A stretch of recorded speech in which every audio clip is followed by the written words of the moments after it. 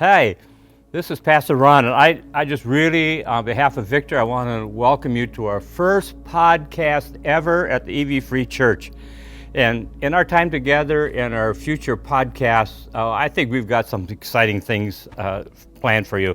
We're going to have some really interesting interviews with people, some people you do know, I don't know, maybe people you don't know. We're going to have some Bible studies. We're going to have some discussions on all kinds of topics, cultural topics, and some issues that might be kind of controversial, but that's okay. And I'm sure we're going to throw in a few surprises along the way. So I just want to encourage you to tell your friends and maybe your neighbors and people back home where you come from that they can tune in on our podcast. It'll be posted up on our Friday newsletter site, and that'll be just great. But today I just want to bring you some good news of great joy, because I think God has something special planned for you in 2025.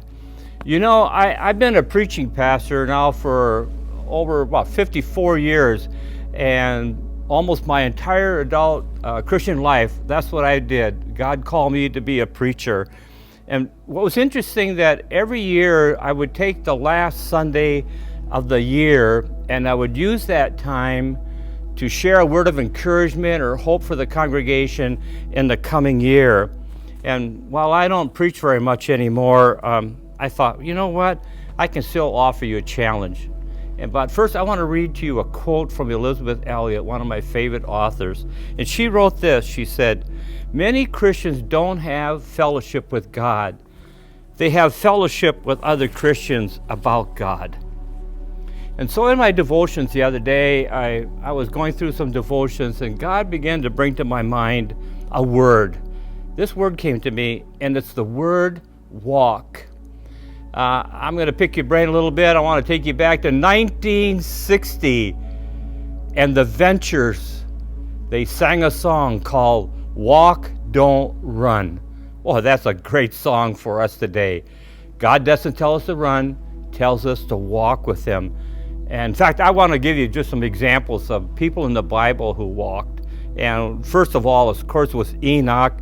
Then there was Noah, there was Abraham, there was Isaac, there was David, there was Jotham, there was Hezekiah, Josiah, David, and of course Adam and Eve. Because the Bible tells us in Genesis that Adam and Eve walked with God in the cool of the day. So really, what does it mean to walk with God? And I came up with this definition. To walk with God means to live a life that's dedicated to God by honoring Him in every choice, making God a part of your everyday life. And so I was thinking about how can we make that happen? And I think it would be really good for me to share that with you a little bit today. I think some of the things I would kind of encourage you to think about as you look ahead to 2025 and to take on this theme that you're going to walk with God would be to live in faith. And that's important because the Bible tells us that in Hebrews, it's impossible to please God without faith. To be obedient. God is more interested in our obedience than our sacrifices. And thirdly, to have a heart of love. Love for God, love for people, love for the lost. How about the love for the lost in Green Valley? Fourthly, to live a surrendered life. Then I'll talk a little bit about that in just a couple minutes. And number 5, to live in fellowship with God every day. And you can kind of tie that with surrender in the kind of same context. And so how do we do that? How do we live in a surrendered fellowship life relationship with God every day? And you start every day by spending time in God's Word. You spend every day taking time to pray and to say to Him something like this, you know, God, today I want your life to be glorified through me at my expense. May this day be about you and not about me. See, my friends, to me, if I was preaching a sermon on this is where we would go with it on our last Sunday of this year. And I would challenge you to make 2005 a goal to learn how to walk closer with God, to develop a more personal, deeper, intimate relationship with your Father in heaven. So that's what we're going to talk about, at least maybe for our next few podcasts. I'm not sure yet. But for just a minute today, I want to thank you for joining us.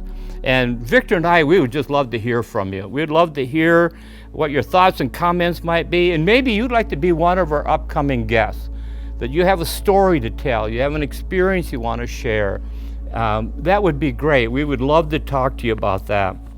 And as long as I've got you here for a minute, I kind of want to give you a preview where I'm going in the next few months. In February, I'm going to do an all-church Bible study on the book of Colossians. I don't know, this could be my final Bible study at EV Free Church. I'm not sure yet.